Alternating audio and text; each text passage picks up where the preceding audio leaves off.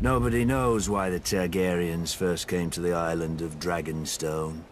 Old Valyria was then at the height of its power and the center of the civilized world, which ended at the Narrow Sea. Westeros was a filthy backwater with 7 kings squabbling over borders and minor glories. So much for progress. The island itself was and is nothing. It had no gold or gems to lure Valyrian nobility. All it has is rock, mostly a shiny black stone too brittle for war and too sharp for building. The Targaryens called it dragonglass. I call it useless. But the Targaryens managed to raise a castle here.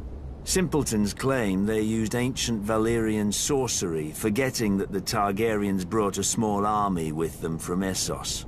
There's no magic in strong backs, though admittedly the castle is unlike any in Westeros. Foreign and strange. If the Targaryens ever regretted their barren outpost and longed for the comforts of home, the doom made their folly permanent. Valyria collapsed into the waves and was no more.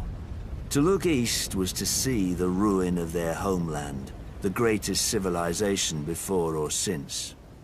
But to look west, as Aegon realized, was to see a fertile land ripe for conquest. Perhaps even a new Valyria. Though good for little else, Dragonstone was the perfect staging point for Aegon's invasion of Westeros. The Blackwater Bay granted easy access to the continent. The lands there were disputed by 3 kingdoms: the Reach, the Iron Islands, and the Stormlands. But their capitals were far enough away that none could mount a force before Aegon got a foothold, even if their kings had been able to stop bickering over whose problem he was. Then it was too late.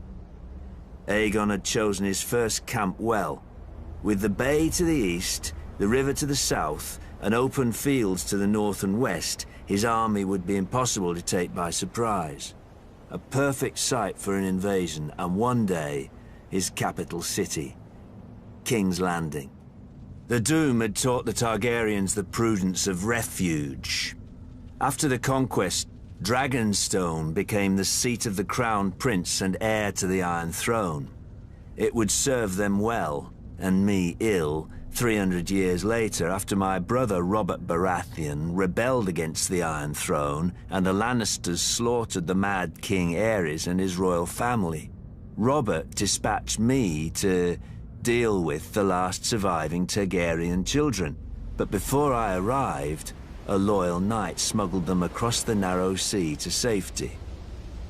Hatred for the Targaryens blinded Robert.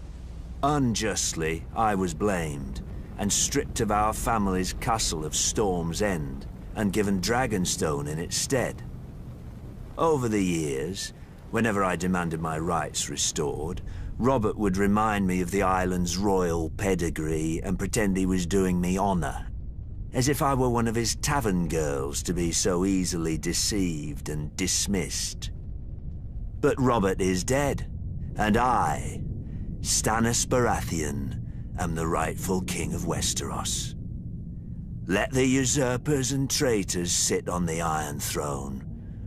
From Dragonstone, I will be the dagger at their throat.